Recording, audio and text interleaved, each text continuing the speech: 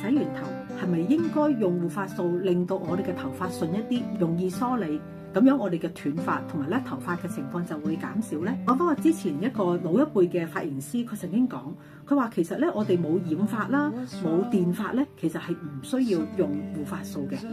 咁但係當我哋用護髮素嘅時候咧，我哋盡量咧都唔好用嗰啲2合1嘅洗頭水，因為護髮素係含有一種護膜，而呢種護膜咧係包裹住我哋嘅頭髮，令到個頭髮比較暢順。